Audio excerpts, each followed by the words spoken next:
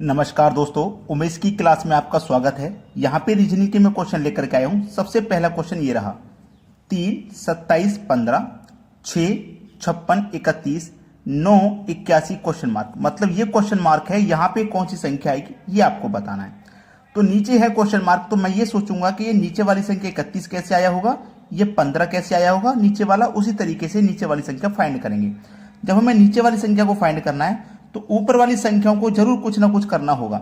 अगर मैं इन दोनों को जोड़ लेता हूं तो 27 और 3 को जोड़ूंगा तो 30 मिलेगा, और यदि इसको मैं 2 से डिवाइड कर दूंगा तो देखो 15 मिलेगा। बिल्कुल वैसा ही यहाँ पे करते हैं, दोनों को जोड़ते हैं। 56 में 6 जोड़ूंगा ये 62 हो जाएगा। जैसे यहाँ 2 से डिवाइड किया उसी तरीके से यहाँ भी 2 से डिवाइड कर दोगे तो देखो आपको 31 मिलेगा, और 31 आपका ये रहा। सेम लॉजिक को आगे फॉलो करना है।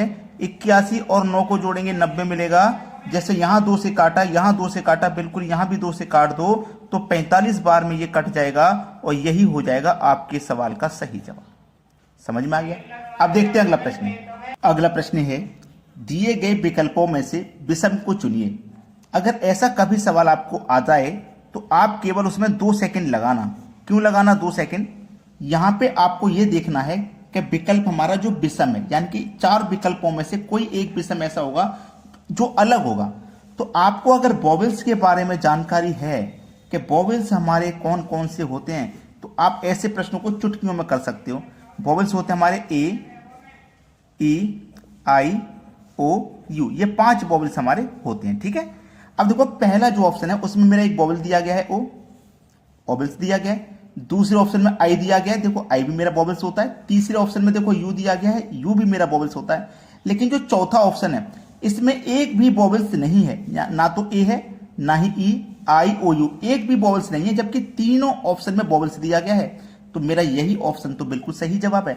विषम को चुनना था जो कि सबसे अलग है, तो डी ऑप्शन सबसे अलग है, इसमें एक भी वॉवेल्स का इस्तेमाल नहीं किया गया है। समझ में आ गया? अब देखते हैं अगला प्रश्न। अगला प्रश्न है, 94 प्लस 16 बराबर 42 कैसे है? 89 प्लस 23 बराबर 78 कैसे आया? 63 प्लस 45 बराबर क्या होगा? जिस तरीके से 94 और 16 से 42 बनाया गया, 89 और 23 से 78 बनाया गया, उसी तरीके से 63 से और 45 से ये संख्या बनानी है। तो कुछ ना कुछ लॉजिक, रीजनिंग का मतलब ही लॉजिकल है। लॉजिकल नहीं होगा तब तक आप एग्जाम में कैसे करोगे? तो ये जो 94 है और ये जो 16 है, मुझे करना क्या, ध्यान देना। अगर मैं इन दोनों संख्याओं को आपस में मल्टीप्लाई कर दूं तो 9 चौक 36 हो जाएगा। ठीक है ना, हो गया। बिल्कुल वैसे ही इन दोनों को भी आपस में मल्टीप्लाई कर दूं तो 6 कम 6 हो जाएगा, हो गया। और फिर आपस में इनको प्लस कर दूं तो 36 और 6 42 हो जाएगा। देखो मेरा 42 है। सेम लॉजिक को आगे फॉलो करना है। अगर मैं इन दोनों का मल्टीप्लाई करूं 9 8 72 हो जाएगा ये। ठीक है, अब इन दोनों का भी मैं मल्टीप्लाई करूं तो 3 दूने का 6 हो जाएगा। अब फिर आपस में प्लस कर दूं, ऐड कर दूं तो 72 में 6 जोड़ेंगे 78 हो जाएगा। देखो 78 ही तो दिया गया। मुश्किल जब तक है सवाल जब तक आपने किया नहीं। जब समझ गए ना कि दुनिया का कोई भी सवाल कठिन नहीं होता, बिल्कुल लॉजिक को आगे बढ़ा दो, मल्टीप्लाई कर दो। 6 18, 4 5 20, दोनों को क्या कर देना, जोड़ देना। जब जोड़ देंगे तो आंसर कितना मिलेगा, 38। मैंने क्या बोला, दुनिया का कोई सवाल कठिन जब तक है जब तक आपको वो नहीं आता। अगर आ गया ना तो आपसे सरल उसे कोई नहीं लगेगा, 5 सेकंड में उड़ा दोगे कोई भी सवाल। चलिए अब देखते हैं अगला सवाल। अगला प्रश्न है, सी बराबर, अगला प्रश्न है C बराबर 3, DASH बराबर 32, DANCE बराबर क्या होगा? देखिए मुझे अच्छे से पता है कि अल्फाबेट में ये जो मेरा C है ये 3 नंबर पे आता है, तो C की मेरी प्लेस वैल्यू दी गई है 3 नंबर। तो उसी तरीके से मैं D की प्लेस वैल्यू लिखूंगा 4, A की प्लेस वैल्यू लिखूंगा 1, S की प्लेस वैल्यू लिखूंगा 19 और H की प्लेस वैल्यू लिखूंगा 8। सबकी मैंने प्लेस वैल्यू को यहाँ लिख लिया ना। जब सबकी मैंने प्लेस वैल्यू को लिख लिया, अब मुझे चाहिए 32 के बराबर, तो क्या करूंगा, सबको ऐड कर लूंगा। तो 19 और 1 20, 20 में 4 जोड़ो 24, 24 में जोड़ दो 8, तो ये कितना हो जाएगा, 32 हो जाएगा। सभी की प्लेस वैल्यू को ऐड कर लिया। यहां पे भी सभी की प्लेस वैल्यू को ऐड करो, 4 आएगा, 1 आएगा, N की प्लेस वैल्यू 14, C की प्लेस वैल्यू 3 और E की प्लेस वैल्यू 5। सभी को देखना है, जोड़ना है।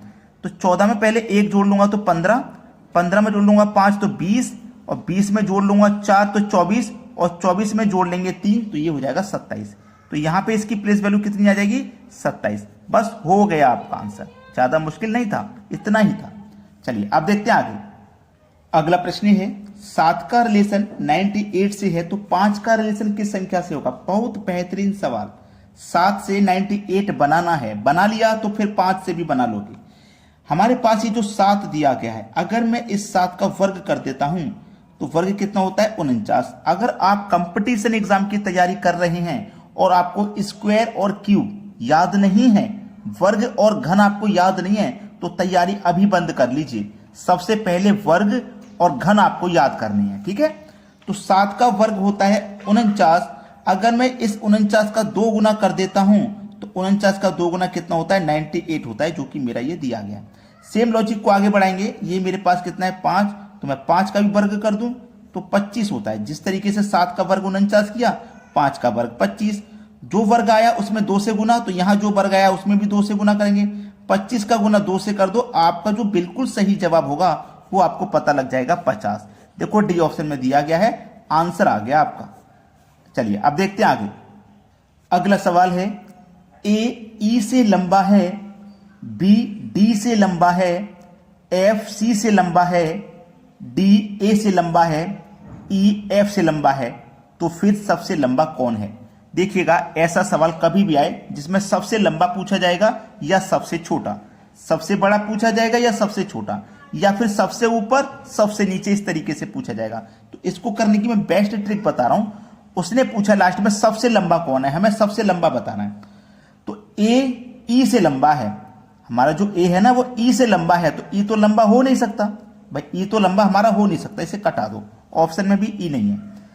बी डी से लंबा है, जो बी है मेरा डी से लंबा है, तो डी तो लंबा हो नहीं सकता, डी को हटा दीजिए, है ना। एफ सी से लंबा है, जो एफ है मेरा सी से लंबा है, तो इसका मतलब सी तो लंबा हो नहीं सकता, सी तो छोटा हो गया, सी भी ऑप्शन में नहीं है। डी हमारा ए से लंबा है, तो ए से लंबा है डी, तो ए तो छोटा हो गया, ए तो लंबा हो नहीं सकता, इसको भी हटा दो। जो हमारा ई है वो एफ से लंबा है, तो एफ तो हमारा छोटा हो गया भाई, एफ से लंबा जब ई है तो एफ तो लंबा हो नहीं सकता, तो एफ को भी हटा दो। तो जब 3 ऑप्शन कट जाएंगे तो एक ही ऑप्शन बचा बी, तो सबसे लंबा कौन है इसमें बी है। ये आपके सवाल का बिल्कुल सही जवाब हो जाएगा। अब देखते हैं आगे। अगला प्रश्न है दी गई आकृति में कितनी सीधी रेखाएं हैं। देखो एक आकृति बनी हुई है, इसमें रेखाओं की जानकारी पूछी गई है कितनी है। तो मैं आपको बता देता हूं, रेखा को कभी भी काउंट करें तो सबसे पहले तो ये सीधी रेखा काउंट करें जो इस तरीके से खड़ी होती है। उसके बाद में ये क्षैतिज रेखा काउंट करें जो इस तरीके से सीधी होती है। फिर एक रेखा होती है तिरछी ऐसे और एक होती है तिरछी ऐसे, ये 4 तरीके की रेखाएं होती हैं। तो सबसे पहले मैं ये वाली रेखाएं काउंट कर लूं लंबवत इस तरीके से जो है, तो ये वाली एक ये हो गई, दूसरी ये, तीसरी ये, तो 3 रेखाएं हो गई ये वाली। फिर ऐसी क्षैतिज रेखाएं कितनी हैं उन्हें काउंट कर लेता हूं। तो ऐसे क्षैतिज रेखा मुझे केवल एक ही नजर आ रही है, तो केवल एक लिख लूंगा, ठीक है। उसके बाद इस तरीके से तिरछी सीधे हाथ की तरफ ऐसे, तो ऐसे देखो कौन सी रेखा है, एक ये हो गई, दूसरी ये हो गई, तीसरी ये हो गई, 3 रेखाएं ये हो गई, तो 3 को इनको ऐड कर लो। अब देखो इस तरीके से, इस तरीके से, इस तरीके से देखोगे 1 2 3 रेखाएं ये हो गई, तो कितनी होगी 3 और 3 6 और 3 9 और 1 10। इसमें कितनी सरल रेखाएं 10 रेखाएं, 10 रेखाओं की मदद से ये आकृति बनाई गई है। अब देखते हैं अगला सवाल। अगला प्रश्न है आपका, घड़ी में शाम के 5 बजे से रात के 11 बजे के बीच कितनी बार समकोण बनेगा। देखिएगा समकोण के बारे में जब ये क्वेश्चन दिया गया तो मैं आपको बता देता हूं कि 24 घंटे में जो समकोण है वो 22 बार बनता है, याद रखना। 24 घंटे में 22 बार और 12 घंटे में 11 बार बनता है।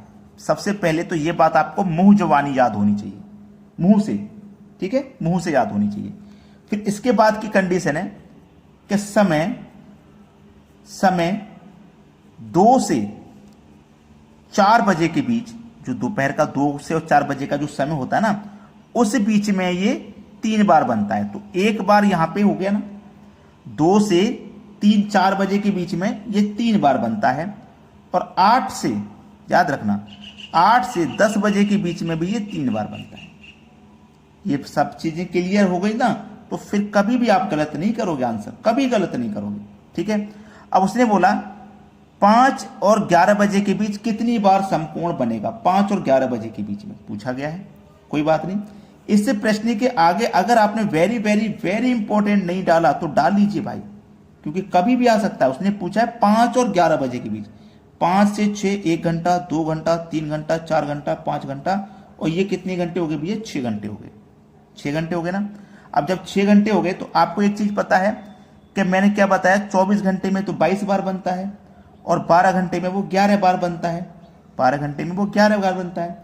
जब 12 घंटे में 11 बार बनता है तो ध्यान रखना 3 घंटे में कितनी बार बनेगा? वो 6 बार। और 8 से, मैंने लिखा हुआ है 8 से 10 के बीच में, 8 से 10 के बीच में ये बनता है 3 बार। 8 और 10 के बीच में 3 बार बनता है ये। तो 10 तक तो हम पहुंच गए, अब कहां पहुंचना है? 11 पे, यानी कि 1 घंटा और आगे पहुंचना है। तो 1 घंटे में कितना बनेगा? 2 बार। बात समझ में आ गई? याद रखिएगा कि जो समकोण है वो मेरा 1 घंटे में 2 बार बनता है।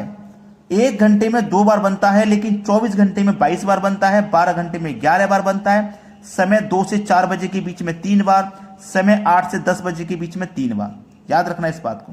जब 1 घंटे में 2 बार बनता है तो भैया 3 घंटे में वो 6 बार नहीं बनेगा। तो यहां से 1 2 3 घंटा, हम 8 तक आ गए, तो 3 घंटे में वो 6 बार बनेगा। और 8 से 10 के बीच में 2 ही बार बनता है, 8 से 10 के बीच में 3 ही बार बनता है, तो 3 बार मैंने ये ले लिया। और यहां से यहां तक का 1 घंटा बचा, 1 घंटे में 2 बार। तो 6 और 3 9, 9 2 11, 6 3 9, 9 2 11, तो टोटल कितनी बार बनेगा? 11 बार। तो मेरा 11 दिया गया बी ऑप्शन में। ये बी ऑप्शन सवाल का बिल्कुल सही जवाब हो जाएगा। तो अगर आपने कमेंट नहीं किया तो एक प्यारा सा कमेंट हमारे इस वीडियो के लिए कर दीजिए और सभी बच्चे वीडियो को लाइक करें। ठीक है दोस्तों, धन्यवाद।